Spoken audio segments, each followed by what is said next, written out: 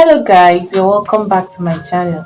Thank you for clicking on this video. Thank you for tuning into this channel. I really appreciate it.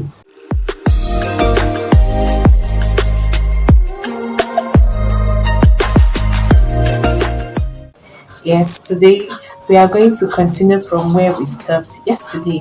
Yesterday was basically an introduction into what temperament is. I just explained what temperament is in a layman's terms, in a layman's way, in a way that will be very easy for you to understand. Today I'll be talking about the four basic types of temperaments. This is so interesting, guys. Talking about temperament is something I enjoy a lot because understanding temperaments has really helped me.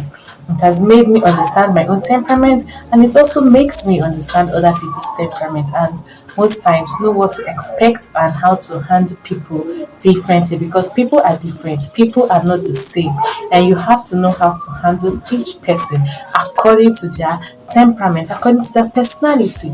Yes, so guys, without wasting any more time, the four basic temperaments are the sanguine, the choleric, the melancholic, and the phlegmatic. I don't know if this is the first time you're hearing these words. I said the sanguine, the choleric, the melancholic, and the phlegmatic. Now, how would you know which is which?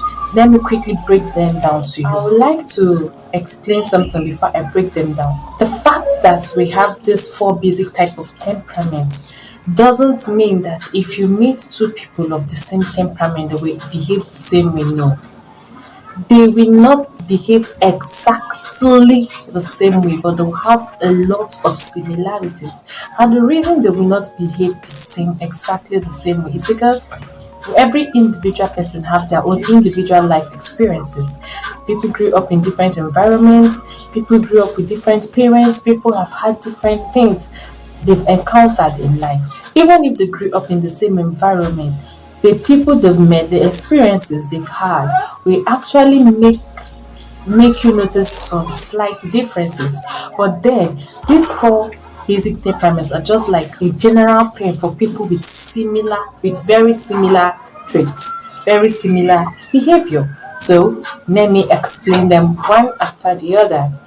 First, and I'm going to explain them just in a very simple and normal way, as if I'm talking to you one on one, which is actually what I'm doing right now, because I don't want to start using some big grammar or definitions that will still get you confused, because the reason for this video is for you to understand what temperament is actually, and so for you to, if possible, know how to apply them, how to use them to your advantage and the advantage of other people in your life.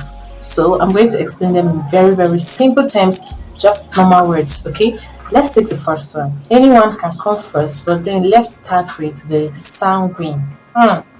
The sanguine are just generally those people who are very jovial. They are very jovial. Like, they easily make friends, they talk a lot, yes, and they are very interesting to be with. They are very jovial. They are actually jovial people.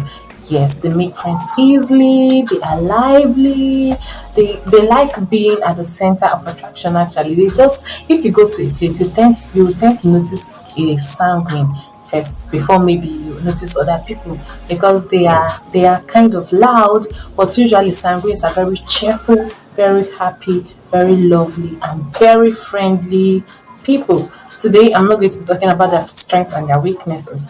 That will be for another video. So I'm just introducing you to the 10, like just talking about them generally. Yes, so in another video, or maybe as this series continues, we'll break them down gradually. We'll break down the sanguine, we'll break them down. I'll also tell you something more. You cannot just classify people based on these four basic temperaments. There are something we call the blends.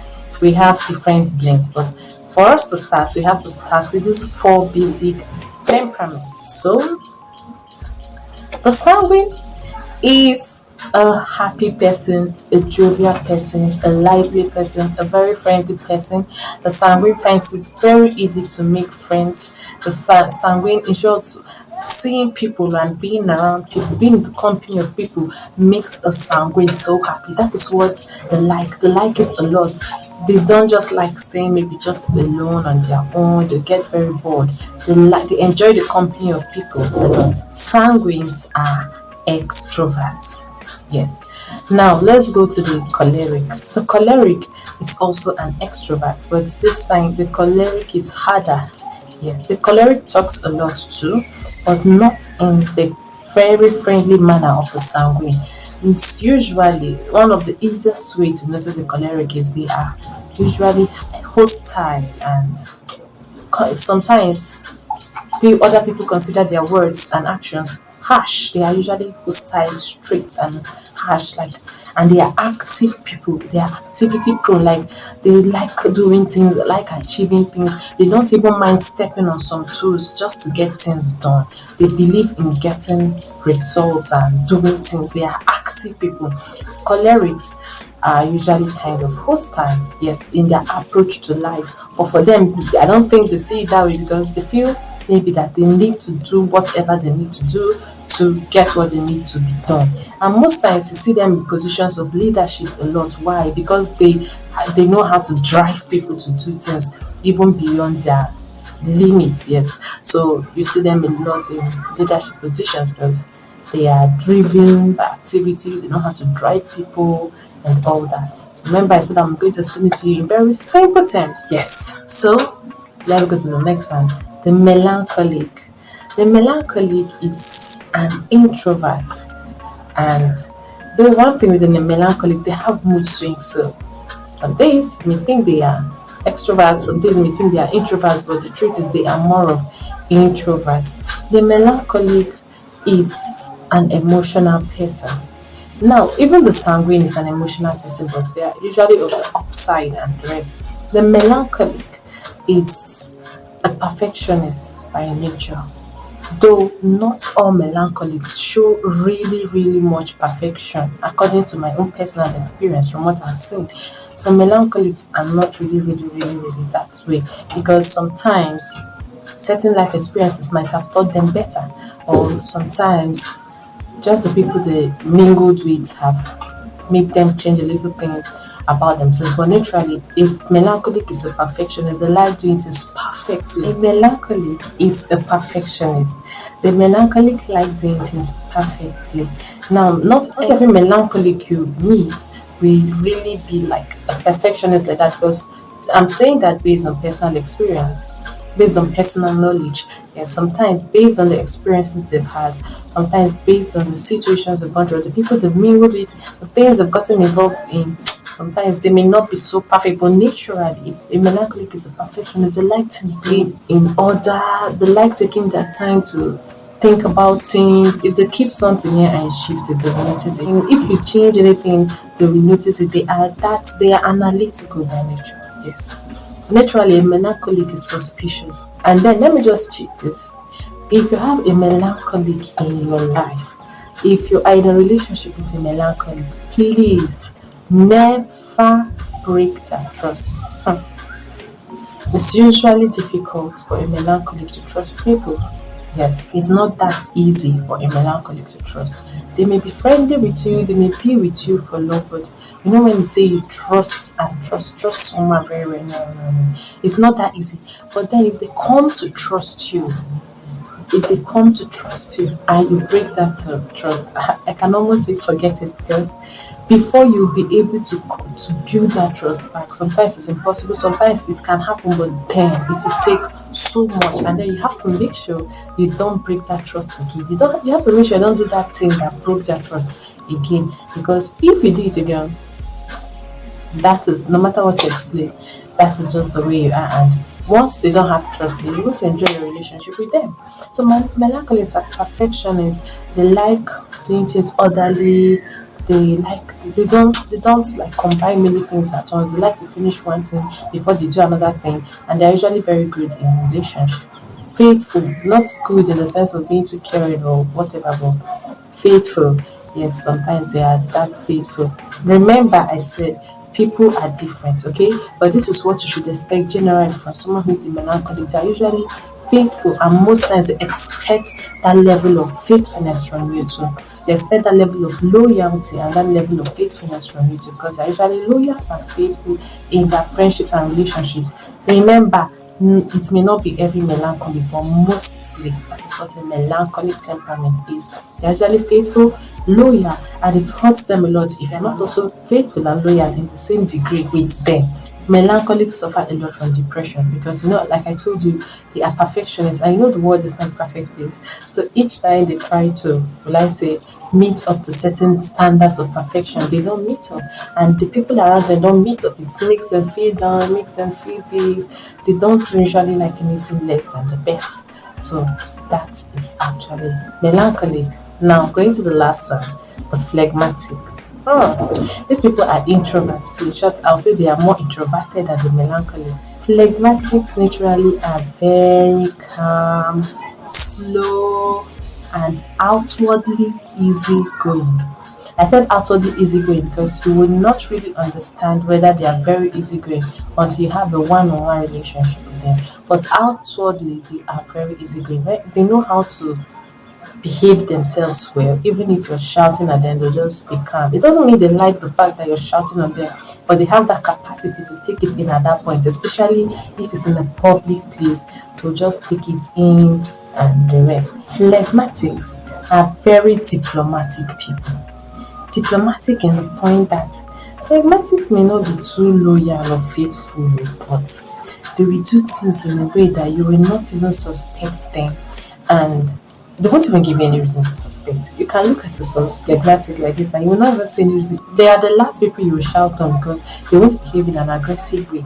Even when you tell them to do something and they don't want to do it, they will not tell you outrightly that they won't do it. Maybe the way a sanguine or choleric will tell you, no, they may tell you okay, but they won't do it. So they are diplomatic. Even the way they answer questions, they are diplomatic, slow, and the rest.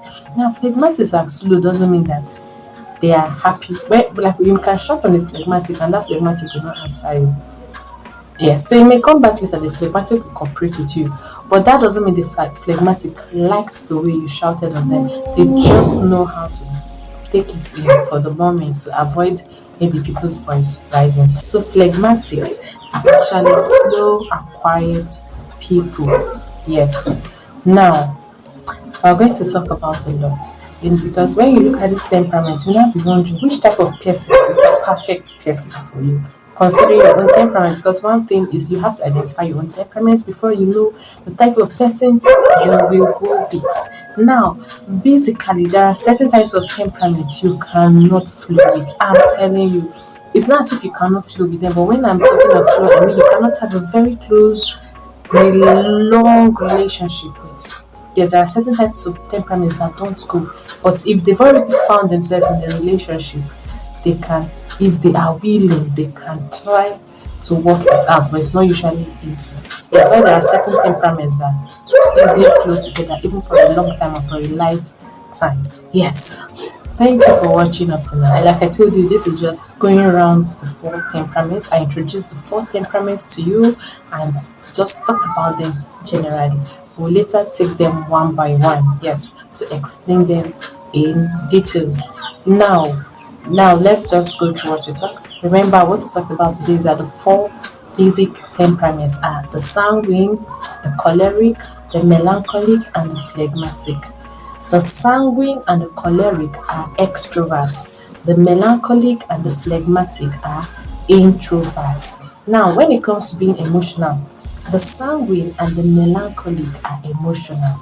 Then, when it comes to not being so emotional, the choleric and the phlegmatic are not so emotional. Did you see it? Sanguine, choleric are extroverts. Melancholic, phlegmatic are introverts. Sanguine, melancholic are emotional. Choleric, phlegmatic are not so emotional. So I think this is where we'll stop today. If you've not watched the introduction yesterday, I started the introduction to this series where I just explained what temperament is. If this is just the first video of temperament you're seeing and you are wondering what I am talking about and you don't even know what temperament is, just click on this video you can see on the screen now so that you understand what temperament is. Maybe after watching that, you come back and watch this and really understand what we were talking about. With this, I have come to the end of this video for today. Thank you for watching up to now. If you're not yet subscribed to this channel, please click on the subscribe button and turn on the notification. See you in my next video. Bye.